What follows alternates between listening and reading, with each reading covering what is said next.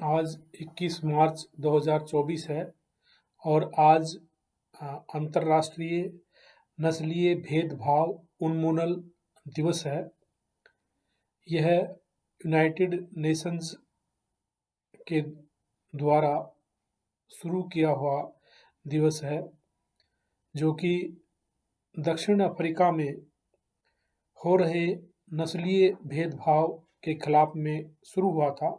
दक्षिणी अफ्रीका के शार्पवल में पुलिस ने आज ही के दिन 1960 ईस्वी में रंगभेद के खिलाफ शांतिपूर्ण प्रदर्शन कर रहे 69 लोगों को गोली से मार दिया था, उनकी हत्या कर दी थी। तो उन्हीं की याद में यह दिवस मनाया जाता है। इस दिवस का 2024 का जो थीम है वो है a decade of recognition, justice and development, implementation of international decade for people of African descent. इसका अर्थ ये है कि जो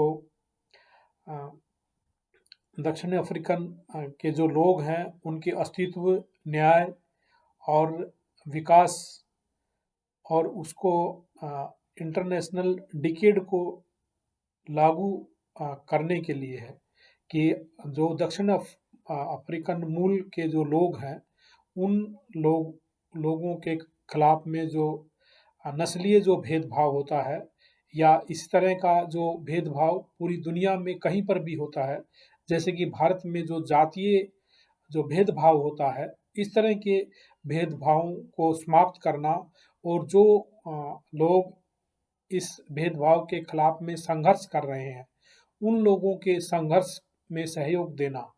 ये शुरू में जो है एक हफ्ते तक उन लोगों के साथ में मिलकर के काम करना और उनके संघर्षों को आगे बढ़ाने के लिए था, और ये प्रत्येक वर्ष 21 मार्च को मनाया जाता है। लेकिन भारत के अंदर जो दकियानूसी और रूढ़िवादी संकीर्ण मानसिकता के धर्मांध जो कट्टरपंथी जो लोग हैं इसको नहीं मनाते हैं, और यहाँ के जो अखबार हैं वो भी इसको नहीं दिखाते हैं। यहाँ के जो मनुवादी जो मीडिया है, गांधीवादी और हिंदूवादी जो लोग हैं वो इसको नहीं दिखाते हैं।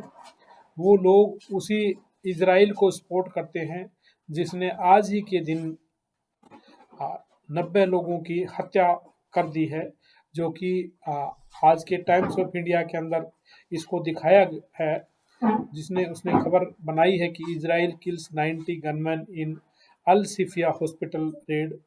वहाँ गाजा अल सेफा हॉस्पिटल के अंदर इजराइल के लोगों ने 90 लोगों को मार दिया। तो ये बड़ा ही एक किस्म से दुर्भाग्यपूर्ण है कि एक तरफ आप अंतर्राष्ट्रीय नस्लीय भेदभाव उन्मूलन दिवस मना रहे हैं और दूसरी तरफ आप दूसरी नस्ल के लोगों की हत्या कर रहे हैं।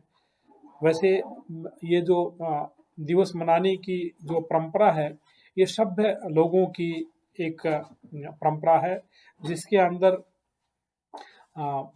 मनुष्य और जानवर में फर्क दिखता है कि मनुष्य वो हैं जो कि मनुष्यता के लिए बात करते हैं, इंसानियत और भाईचारे के लिए बात करते हैं, समानता की बात करते हैं।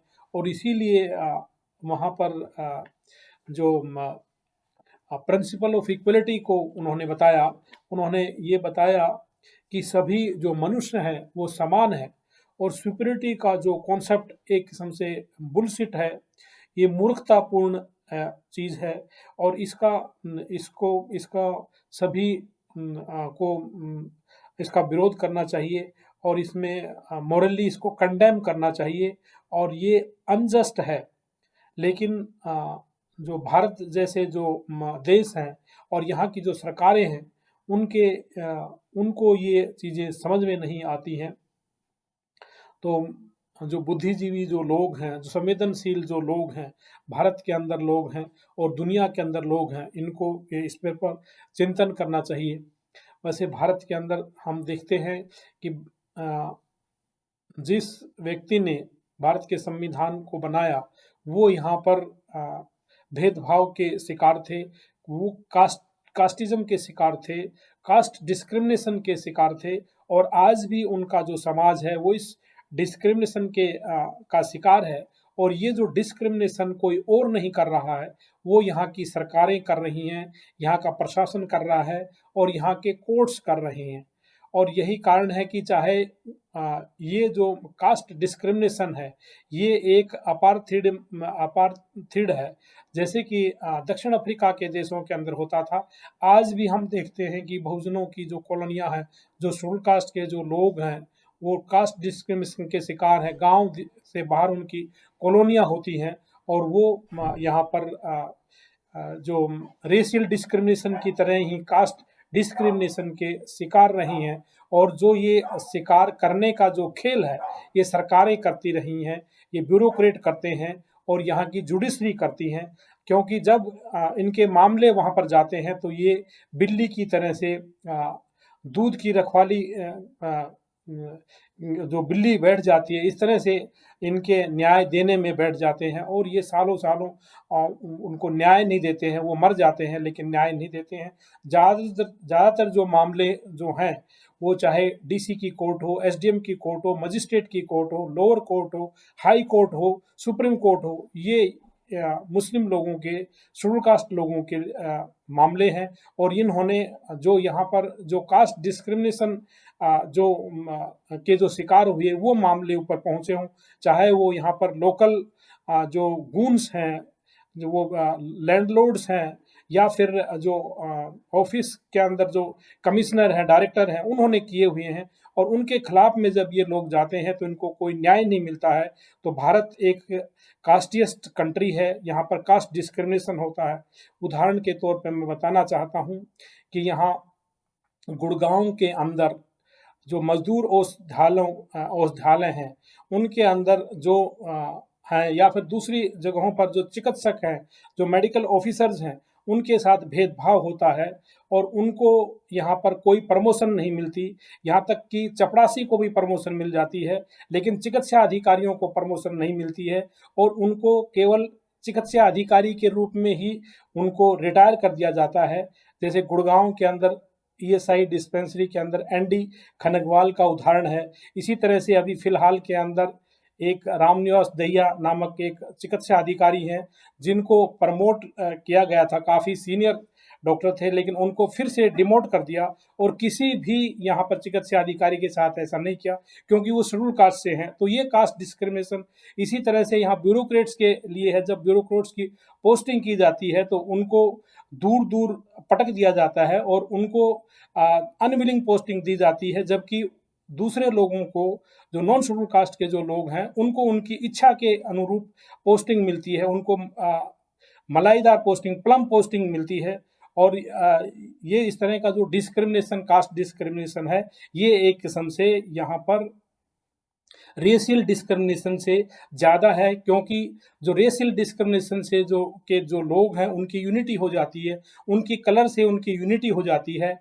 लेकिन जो कास्ट डिस्क्रिमिनेशन के कारण, कास्ट डिस्क्रिमिनेशन के अंदर लोगों के रंग का यहाँ पर कोई यूनिटी नहीं होती है। अलग अलग रंग के लोग एक ही जाति के अंदर होते हैं, उनकी यूनिटी नहीं हो पाती है। जैसे कि दक्षिण अफ्रीका के अंदर जो काले लोग हैं, उनकी यूनिटी रंग के आधार पर हो जाती है। लेकिन भारत के अंदर जो जातीय जो उत्पीड़न के जो शिकार हैं, उनकी जो यूनिटी है रंग के आधार पर नहीं होती है। और वो आज भी जो कि 21वीं सदी के अंदर कास्ट डिस्क्रिमिनेशन के शिकार हैं। जैसे कि अमेरिका में अभी कई प्रांतों के अंदर कास्ट डिस्क्रिमिनेशन के अगेंस्ट में वहाँ पर कानून पास किए हैं, वहाँ के स्टेट्स ने कानून पास किए हैं। लेकिन भारत के अंदर इस तरह का कोई प्रोविजन नहीं है। और भारत के अंदर डिस्क्रिमिनेशन करने वाली यहाँ की गवर्नमेंट है, यहाँ के कोर्ट हैं, और यहाँ के कमिश्नर हैं, यहाँ के डायरेक्टर्स जो लोग हैं, ये यहाँ पर इन लोगों को, जो सबसे इंटेलिजेंट जो लोग होते हैं, उन्हीं के साथ डिस्क्रिमिनेशन करते हैं। जैसे मैंने डॉक्टरों का उदाहरण बताया, और ये जो दूसरे जो लोग हैं, उनकी तो कोई कहानी नहीं है, और इस तरह से पूरी ज़िंदगी भर उनको प्रताड़ित करते रहते हैं। तो आज का जो दिवस है, ये रेशियल डिस्क्रिमिनेशन का दिवस है और इस मौके पर ये सब बातें बताना ज़रूरी है। तो इसके लिए सभी लोगों को इकट्ठे होकर के आगे आना होगा और अपनी बात यूनाइटेड नेशंस तक पहुंचानी होगी कि जिस तरह से रेशियल डिस्क्रिमिनेशन का इशू को यहाँ पर सोल्व किया गया, इसी तरह से कास्ट डिस्क्रिमिनेशन के इशू को भी सोल्व किया जाना चाहिए।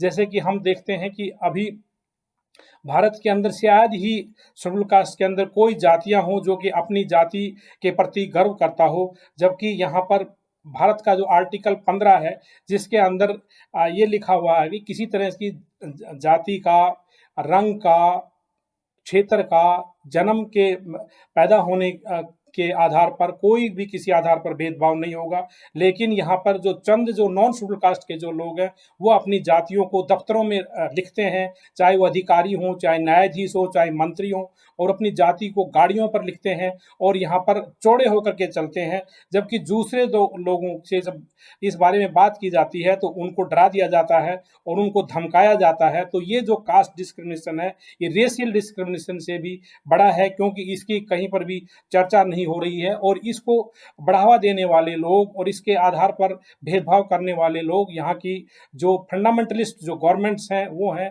रिलीजियस गवर्नमेंट्स हैं। हम इनको कहते हैं कि राजनीतिक रंडवे हैं, ये धार्मिक रंडवे हैं, क्योंकि ये अपने आप को भगवान देवता के दूत बताते हैं और यहाँ पर मंदिरों के सहारे से और भगवान देवताओं के सहारे से अपने आप को बड़ा कहते हैं। जबकि ये जो यूनाइटेड नेशंस के का जो थीम है उसके अंदर ये इस बात को नकारा गया है कि प्रिंसिपल ऑफ इक्वलिटी है कि सभी मनुष्य बराबर हैं, कोई छोटा बड़ा नहीं है। ये बेहुदा तर्क है, इसमें कोई साइंटिफिक फैक्ट नहीं है कि कोई व्यक्ति किसी भी कारण से बड़ा होता है।